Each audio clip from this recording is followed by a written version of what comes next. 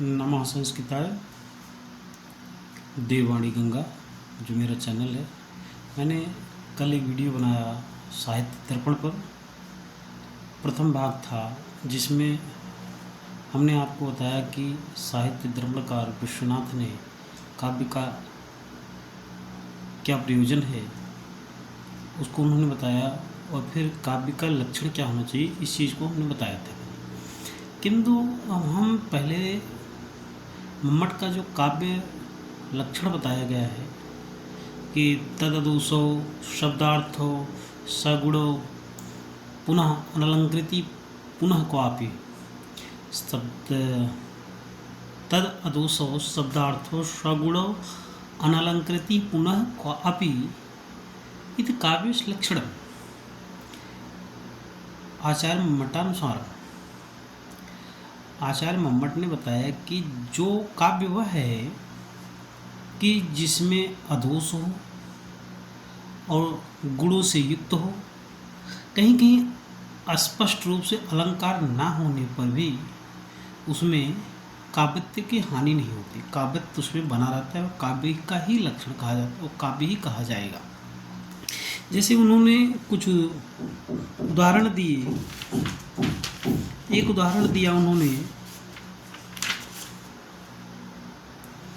या कौमार हरा करके है, कि उसमें उन्होंने बताया कि जैसे एक नायिका अपने प्रेमी से या एक प्रेमिका अपने प्रेमी के विषय में बताती है कि ये वह व्यक्ति है जो मेरे कौमारीपन का हरण किया, वही चैत्र रात्रि है, वही सब स्थितियां हैं, फिर भी ना जाने क्यों मेरे अंदर सूरत क्रीड़ा की अपेक्षा जागृत हो रही, इच्छा जागृत हो रही। इस चीज़ को जो है उन्होंने स्पष्ट रूप से बताया कि इसमें कोई अलंकार नहीं है, फिर भी यह काव्य बना रहेगा। तो जो आपको विश्वनाथ ने बताया साहित्य दर्पण में कि चतुर्वर्ग फल प्राप्ति, चतुर्वर्ग क्या क्या है? धर्म, अर्थ, काम, मोक्ष। तो हमने बताया था धर्म की प्राप्ति जो होगी वह रामवत आदि व्यवहार हम करते, ना कि रावण आदि। यानी राम आदि की तरह व्यवहार करने से हमें धर्म की प्राप्ति होती है, ना कि रावण आदि करने से, रावण आदि की तरह कार्य करने से। यह हमें काव्य के द्वारा ही मिलता है। काव्य यदि हम कालिदास के अभिज्ञान शाकुंतल ही लीजिए, अगर हम विज्ञान शाकुंतल के उसके व्यवहार को समझें कि जैसे चतुर्थ अंक में विदाई के समय क्या स्थितियाँ होती हैं, इसका वर्णन बहुत बढ़िया जो है कालिदास ने किया है, प्रकृति का वर्णन भी किया है। तो उन वर्णनों से हमें यह पता चलता है कि पुत्री की विदाई के समय या बेटी की विदाई के समय एक गृहस्थ आश्रम में रहने वाले परिजन को अपनी पुत्री की विदाई के समय क्या क्या स्थितियाँ उत्पन्न होती हैं, क्या क्या उन्हें प्रदान किया जाता है, इन चीज़ों का बढ़िया ढंग से वर्णन किया है। तो हमें उससे व्यवहार का ज्ञान मिलता है। अब हम पंचतंत्र विष्णु शर्मा का लेते हैं तो उसमें भी हमें बताया जाता है कि आलस्य कुतो विद्या, आलसी को विद्या कहाँ है, विद्या ददात विनयम, ये चीज़ हमें काव्य के ही माध्यम से मिलता है। बहुभूति का उत्तरामचरितम हम पढ़ते हैं कि जो उसकी नायिका सीता हैं उनका अपने पति के प्रति कैसा व्यवहार है, कैसा हमें एक पत्नी अपने पति के प्रति कैसा व्यवहार रखती है, यह हमें काव्य के द्वारा ही ज्ञान मिलता है। तो ये हो गया धर्म। फिर कह रहे हैं कि अर्थ की प्राप्ति हमें कैसे होगी। तो अर्थ की प्राप्ति के लिए उन्होंने कहा कि प्रत्यक्षम सिद्धम, जब हम काव्य आज पढ़ते हैं, काव्य आदि सुनाते हैं, काव्य आदि लिखते हैं, तो हमें उससे धन की प्राप्ति होती है, और धन से हमें काम की फल की प्राप्ति होती है, हमारी इच्छाएं। काम का तात्पर्य यहाँ विश्वनाथ ने बताया कि हमें कैसे काम का मतलब हमारी इच्छाएं जो हैं उनको परिपूर्ण कर दिया जाता है। उसके बाद फिर कहा गया कि मोक्ष की प्राप्ति कैसे होती है। धर्म आदि की तरह जब व्यवहार करते हैं तो उनसे हमें मोक्ष की प्राप्ति होती है। फिर इनसे किसी ने कहा विश्वनाथ से कि यदि मोक्ष की प्राप्ति में काव्य से हो जाती है तो वेद आदि की अध्ययन करने की हमें क्या आवश्यकता है? जो वेद आदि अध्ययन करके जो है मोक्ष की प्राप्ति कर लेते हैं, जो वेद निरस्ता लगता है, वेद पढ़ना एक बहुत बड़ी बात है। वेद के कहे गए शास्त्रों में जो है जो वक्तव्य हैं उनको समझना, उनको अपने जीवन में परिणत करना बहुत कठिनाइयाँ होती हैं। उन चीज़ों को पूर्ण करने पर ही हमें मोक्ष की प्राप्ति होती है, जो शास्त्रों आदि में उक्त किए गए हैं, कहे गए हैं। लेकिन विश्वनाथ के अनुसार यदि हम काव्य को ही पढ़ लें तो हमें मोक्ष की प्राप्ति हो जाती है। तो कहें काव्य पढ़ने से ही जब जो है सुखाद अल्पदियाम थोड़ी बुद्धि वाले भी जो है इस मोक्ष को प्राप्त कर ले रहे हैं आसानी से, तो वेद आदि का अध्ययन करने वाले क्यों फिर इस काव्य की तरफ आएंगे? तो कह रहे हैं कि वेद आदि का अध्ययन करने से जो व्यक्ति मोक्ष को प्राप्त करता है वह भी काव्य की तरफ इसलिए आकर्षित होगा क्योंकि अगर कोई रोगी व्यक्ति है, रुग्ण व्यक्ति है, यदि उसे जो है शर्करा से, जैसे शर्करा आजकल शक्कर कहा जा सकता है लेकिन शर्करा का सही अर्थ है खाड़, तो उसको वह जो है उससे उसका रोग ठीक हो जाता है, तो वह कट औषधियों की तरफ क्यों जाएगा, कड़वी दवाइयों की ओर क्यों जाएगा कहने का। और फिर इन चीज़ों को, तथ्यों को प्रकट करते अपने मतों को आचार्य विश्वनाथ ने अपने मत वक्तव्य, अपने बातों को प्रकट किया। फिर कहा कि काव्य का प्रयोजन और क्या है? इसका चीज़ तो जो है अग्नि पुराण में भी कहा गया है कि नरत्वम दुर्लभम लोके विद्या तत्र सुदुर्लभा कवित्वम दुर्लभम तत्र शक्तिस्तत्र सुदुर्लभा। यानी पहली चीज़ तो नरत्वम दुर्लभम लोके, इस संसार में मनुष्य की उत्पत्ति होना ही कठिनाई है, मनुष्य योनि में जन्म लेना ही कठिनाई है, चीज़ अग्निपुराण में भी कहा गया है। अब फिर वहाँ पर विद्या तत्सुर दुर्लभा, और वहाँ पर विद्या प्राप्त करना, ज्ञान प्राप्त करना वह भी बड़ी कठिनाई है। मनुष्य जन्म तो प्राप्त कर लिए, फिर वहाँ अगर आप विद्या ग्रहण कर ले रहे हैं वह भी बहुत बड़ी कठिनाई से होता है। और विद्या ग्रहण करने पर भी कवि बनना वह भी दुर्लभ है। और तत्र शक्ति तत्व दुर्लभा, उसमें कविता करने की शक्ति जो उत्पन्न होगी वह भी बड़ी दुर्लभ है, ऐसा अग्नि पुराण में कहा गया है। और नाट्यशास्त्र भरत मुनि ने भी कहा है त्रिवर्ग साधनम नाट्यम, नाटक जो है 3 वर्गों को साधता है, जबकि काव्य चतुर्वर्ग को। त्रिवर्ग कौन कौन से? धर्म अर्थ काम, और चतुर्वर्ग धर्म अर्थ काम मोक्ष। अर्थात नाटक को देखने से, नाटक को सुनने से, नाटक के करने, अभिनय करने से हमें धर्म अर्थ काम की प्राप्ति होती है, न कि मोक्ष को। लेकिन काव्य से हमें धर्म अर्थ और काम मोक्ष चारों चीज़ों की प्राप्ति होती है। यह था आचार्य विश्वनाथ का मत कि चतुर्वर्ग की प्राप्ति कैसे होती है, क्या काव्य का क्या प्रयोजन होना चाहिए। और फिर उन्होंने जो मम्मट ने कहा कि तद अदोष होना चाहिए, काव्य को दोष रहित होना चाहिए, काव्य में कोई दोष नहीं होना चाहिए।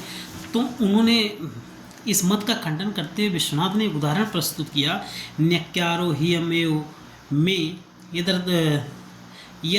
रव यस्त्राप्यस्यो तापसाहसो अप्यत्रैव निहंत राक्षस कुलम जीवत्यो रावणा।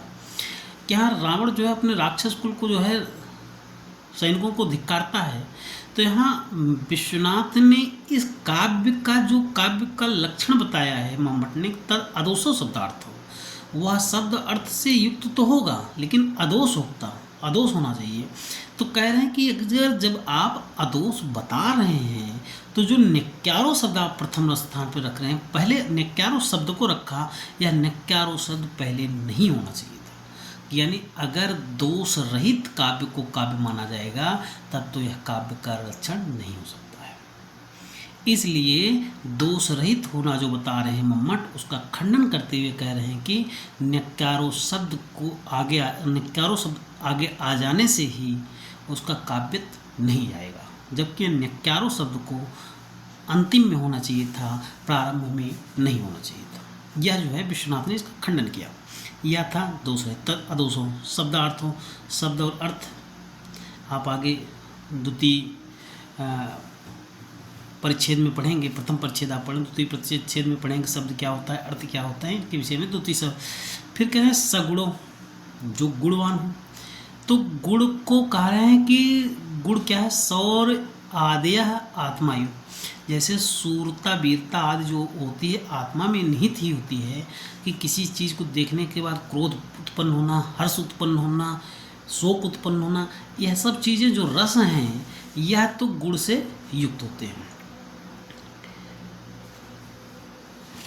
इसके बाद कहने का तात्पर्य है इनका कि अगर कहीं इष्ट दोष हो, इष्ट अदोष हो, अगर थोड़ा मात्र भी दोष रहित होता है तो उससे काव्य की काव्यत्व नहीं जाता है। जैसे जो मम्मट कह रहे हैं कि काव्य अदोष रहित होना चाहिए, तो कह रहे हैं कि विश्वनाथ ने बताया कि काव्य में कहीं तनिक मात्र भी दोष हो, इस मात्र भी थोड़ा मात्र भी दोष हो, तो उस काव्य का काव्यत्व नहीं जाता। जैसे उदाहरण ने दिया उन्होंने कि जैसे रत्नों से जड़ित माला है, रत्न है, अगर उस रत्न में कहीं कीट आदि लग भी जाए, उस रत्न में कहीं कीट आदि लग भी जाए तो उस रत्न की रत्नत्वता नहीं जाती, अर्थात वह रत्न ही रहता है। वह रत्न, तब हम यह नहीं कह सकते कि यह रत्न नहीं है, कि वह रत्न ही है। जैसे कीट के लगने पर वह रत्न ही बना रहता है, उसी तरीके इस मात्र थोड़ा मात्र दोष होने पर भी काव्य का काव्यत्व नहीं जानता, वह काव्य बना रहता है। कहने का तात्पर्य विश्वनाथ का यह है। तो उनके आचार्य मम्मट के मतों का इन्होंने खंडन किया। फिर इन्होंने कहा गुणानाम रसैक धर्मत्वस्य ये रसास्यांगिनो धर्मा सौर्यादय इव आत्मना इत्यादिना तेनेव प्रतिपादित्वात्। जो रस जो कह रहे हैं मम्मट कि सगुणो गुण से युक्त होना चाहिए, तो वह गुण जो है रसों से परिपूर्ण होता है। जैसे गुण है हमारे ओज गुण, प्रसाद गुण, माधुर्य गुण, तो यह तीनों गुण पाए जाते हैं, यह तीनों गुण रसों से युक्त होते हैं। तो इसलिए हम जो सगुण बता रहे हैं तो रस को नहीं बता रहे हैं, रस का वर्णन जो है मम्मट ने नहीं किया, जबकि कह रहे हैं कि विश्वनाथ की वाक्यम रसात्मकम काव्यम, रसपूर्ण जो रस से परिपूर्ण वाक्य है वही काव्य है। तो जो सगुणों है वह सगुणों से ही रस का बोध हो जाता है, रस का पूर्ण हो जाता है, रस परिपूर्ण हो जाता है, यानी रस से ही परिपूर्ण होता है वह गुण, जो आपके तीनों गुण पाए जाते हैं। कौन कौन से गुण हैं? माधुर्य गुण है, ओज गुण है और प्रसाद गुण। इसके बाद उन्होंने कहा कि तयो काव्य स्वरूपेण अन्यतो शब्दार्थो रसोवस्ति ना, यानी अगर काव्य में रस नहीं है तो काव्य काव्यत्व नहीं रह जाता है। फिर उसके बाद जैसे उन्होंने कहा अनलंकृति पुनः क्वापि, कहीं कहीं जैसे मम्मट ने कहा कि अनलंकृति पुनः क्वापि, कहीं कहीं अलंकार न परिस्फुटित होने पर भी काव्य का काव्यत्व बना रहता है, काव्यत्व उसकी हानि नहीं होती है। फिर उन्होंने कहा विश्वनाथ ने कि यह कौमारहरा, यह उदाहरण जो है आचार्य मम्मट ने अपने काव्य प्रकाश में दिया है कि यह कौमारहरा सह एव ही वरस्ता एव चैत्र छपास्त्रे च उन्मीलित मालुति सुरभया प्रौढ़ा कदम्ब नीला सा च एव अस्मि तथापि तत्र सुरत व्यापार लीला विधो रेवारोवसी बेतसी तरुतले चेता समुत्कंठते। कह रहे हैं कि यहाँ जो इन्होंने बताया कि उदाहरण दिया मम्मट ने कि इसमें अलंकार नहीं है, इस उदाहरण में मम्मट कह रहे हैं कि अलंकार नहीं है, लेकिन कह रहे हैं कि विश्वनाथ की इसमें तो अत्र ही विभावना विशेषोक्ति मूलस्य संदेहाप अलंकारस अस्फुटत्वम, यानी इसमें तो विभावना विशेषोक्ति, विभावना अलंकार, विशेषोक्ति अलंकार और संदेह अलंकार जो है परिस्फुटित होता है, प्रकट दिखाई देता है। जो मम्मट कह रहे हैं कि अनलंकृति पुनः क्वापि, यानी अलंकार ना होने पर भी, लेकिन यहाँ तो अलंकार है, संदेह अलंकार है, विभावना अलंकार है और आपका विशेषोक्ति मूलक अलंकार है। तो यह जो है उनके मतों का खंडन कर रहे हैं, यानी कि जो आप विश्वनाथ का कहने का तात्पर्य है कि जो मम्मट कह रहे हैं तद अदोषौ शब्दार्थो सगुणो अनलंकृति पुनः क्वापि। अगर ऐसा हम मान लेंगे कि काव्य का लक्षण यही होना चाहिए मम्मट के अनुसार, तो यह काव्य का लक्षण परिस्फुटित नहीं हो पाता है, सही नहीं बैठ पाता है। क्योंकि अगर हम काव्य को अदोषौ मान लेंगे, जो न्यक्कारो शब्द आया है वह पहले नहीं आना चाहिए था, इसलिए अदोषौ का खंडन हो गया। फिर सगुणों का खंडन करते हुए कह रहे हैं कि गुण जो होते हैं वह रसों से परिपूर्ण होते हैं, तो गुण और रस को अलग अलग नहीं कहा जा सकता, इसलिए उन्होंने सगुणों शब्द को जो मम्मट ने रखा था उसका भी खंडन किए। फिर कह रहे हैं कि अनलंकृति, जो उदाहरण दिया मम्मट ने कि कहीं अलंकार न होने पर भी काव्य है, तो कह रहे हैं कि अलंकार तो इनके उदाहरण में ही प्रस्फुटित हो रहा है कि संदेह अलंकार है, विभावन अलंकार है, विशेषोक्ति अलंकार है। तो यह इन्होंने कहा। फिर कह रहे हैं तो इतना इनका मत का खंडन किए। इसके बाद इन्होंने कह रहे हैं कि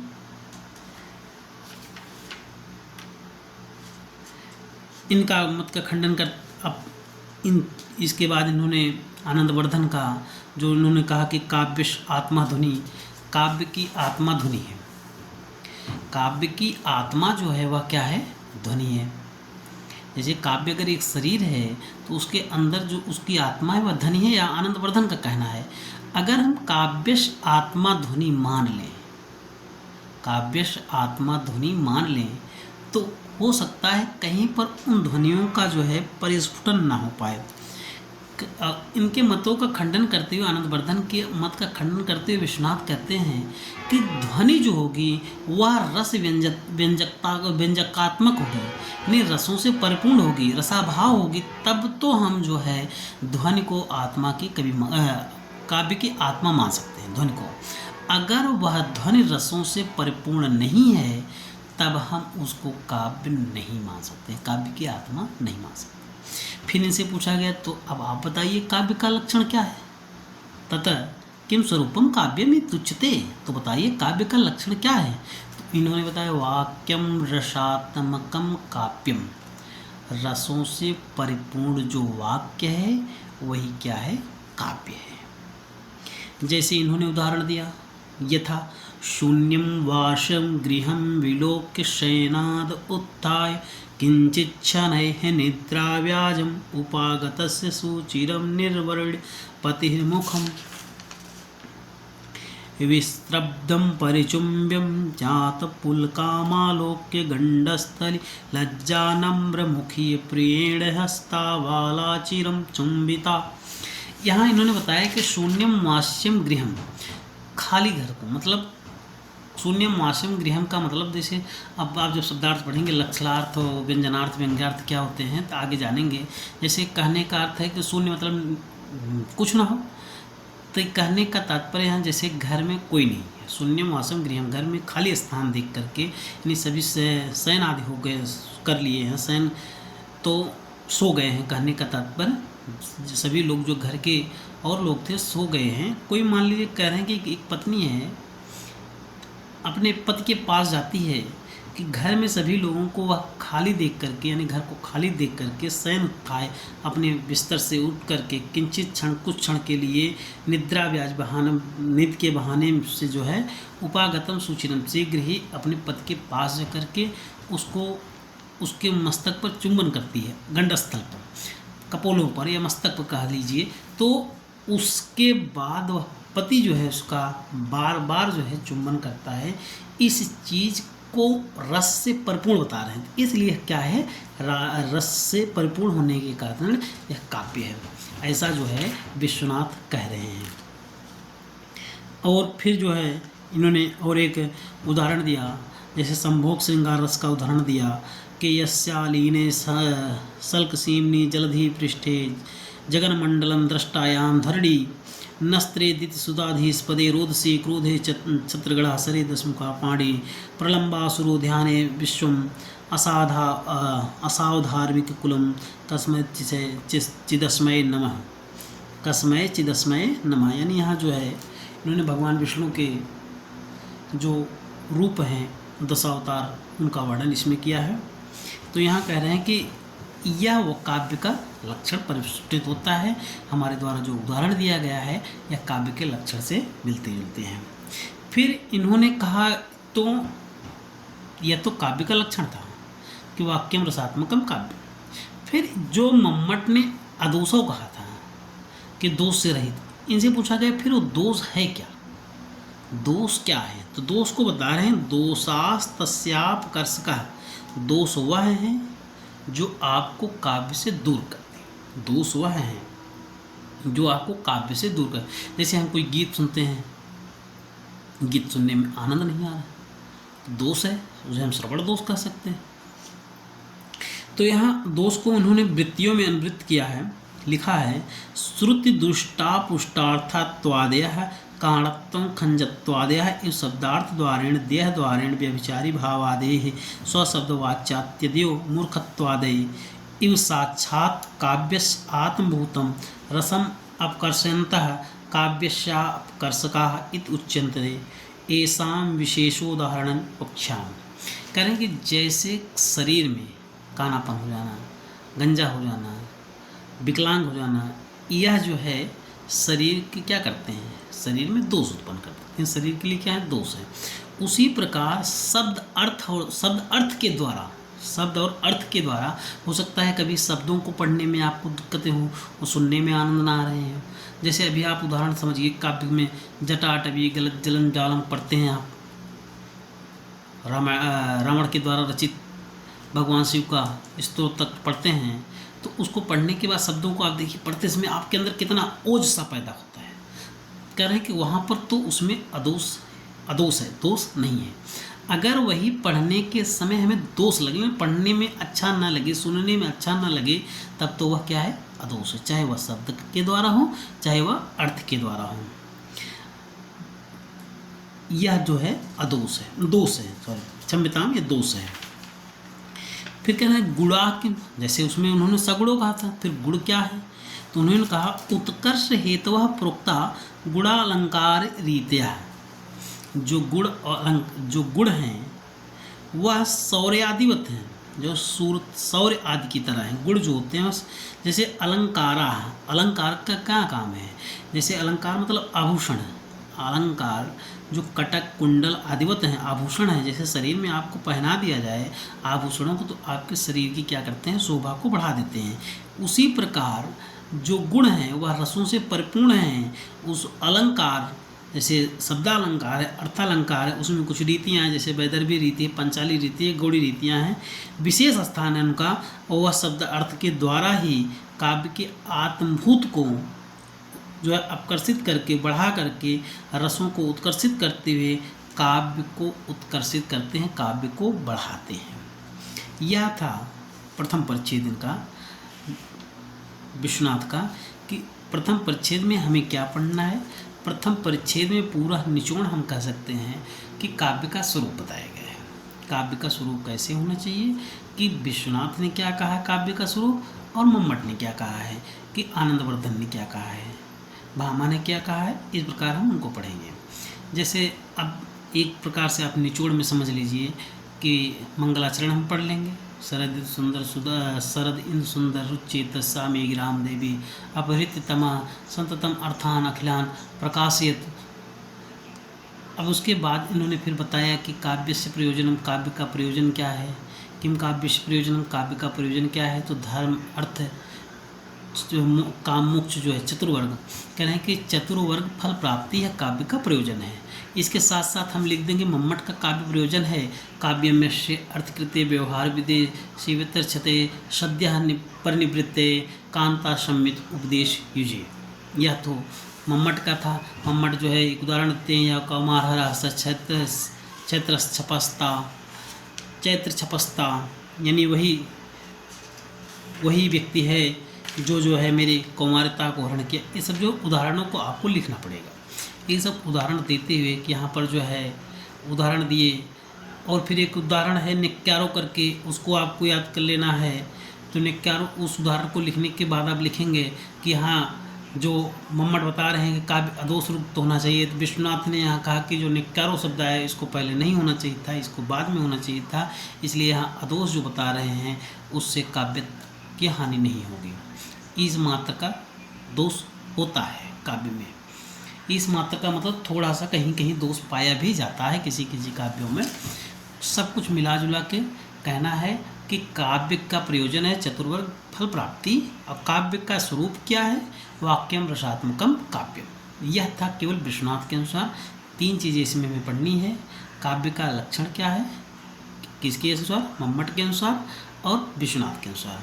काव्य का स्वरूप क्या है, लक्षण एक ही चीज़ है। काव्य का प्रयोजन क्या है, मम्मट का पढ़ना है हमें, और जो है विश्वनाथ का। इन दोनों को पढ़ने के साथ कंपेयर करते हुए हम जब एग्जाम हॉल में बैठेंगे तो लिखने में हमें आसानी होगी। यही तक था आज प्रथम परिच्छेद। अब हम द्वितीय परिच्छेद कल प्रारंभ करेंगे। आज के लिए इतना ही। धन्यवाद। वीडियो को अच्छा लगे तो लाइक सब्सक्राइब करिए और चैनल को आगे बढ़ाइए। हम आप लोगों से यही कहेंगे, विनती करते हैं कि आप इस चैनल को और बढ़ाइए इस पे, ताकि जितने भी इसके फॉलोअर्स बढ़ते जाएंगे, सब्सक्राइबर बढ़ते जाएंगे, उतना ही वीडियो बनाने में और अच्छा लगेगा। ताकि जैसे एक फीडबैक मिलता है कि हाँ इस वीडियो को देखने वाले बढ़ते जा रहे हैं, तो एक ऊर्जा सी उत्पन्न होती है कि हाँ हमें भी कुछ करना चाहिए, निरस्ता नहीं रहती है।